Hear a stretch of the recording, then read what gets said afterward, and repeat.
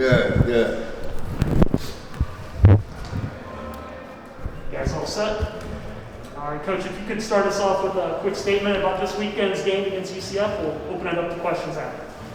Well, I woke up excited this morning because we're playing meaningful basketball in January, early February. And so it's been a long time since that's happened here at Tulane.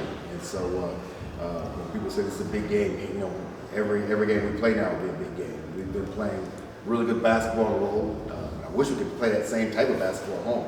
We haven't been able to transfer it a little bit. But we're excited to go play a really, really talented UCF team, and hopefully we can come out with a win.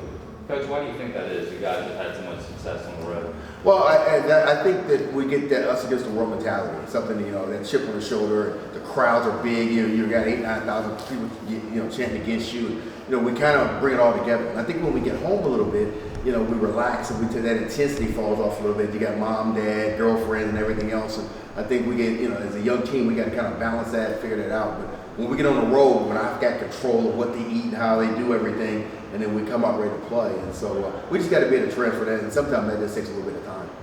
UCF's lineup is all juniors and seniors. It's not that common in the COVID era. Just what do you see? They're talented, they're experienced.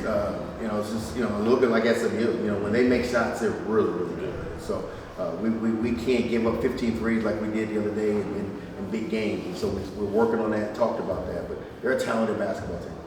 First play of the game yesterday, I think Jalen made a really nice, Cook made a really nice feed for a dunk. He didn't have another assist in that game. Now, a lot of times assists you need help. Mm-hmm. But do you feel like, because he's been doing a lot better with the scripting part of the game, you need to be a little bit better than he was, or would that just work out that way? Well, I think it's what the defenses are doing. I think what the defenses are doing is that, you know, they're running two guys at him a lot of times, and it's I call it the hockey assist. So he might make the next pass leads into a basket. So he may not get that assist, but I do think he's getting a lot of hockey assists, we call it, because he's not turning the ball over. Where I would be concerned if he was turning the basketball over, he's making good enough decisions that, again, that if he gives it to the right guy, sometimes as we talk about, just hit a single, and that's sometimes just that simple play, and let that other guy make that play.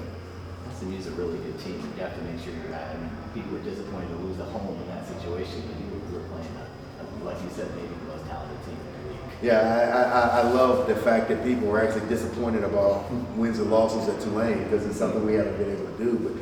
But again, we lost to 7 seniors, a really talented basketball team that I think will be there. I think they're in the NCAA tournament.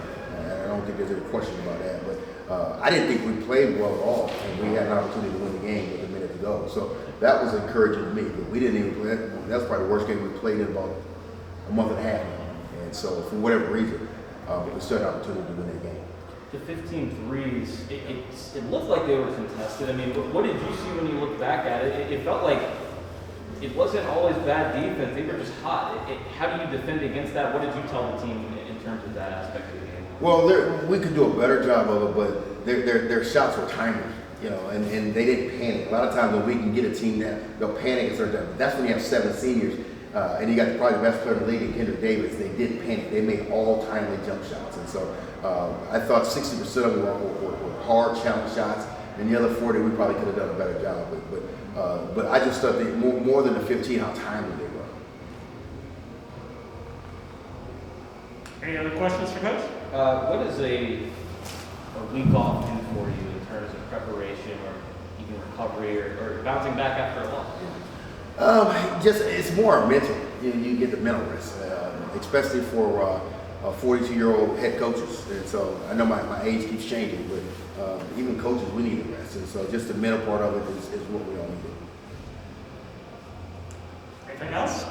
Thanks, guys. Appreciate Thank you, it. All right, appreciate it. Feeling better?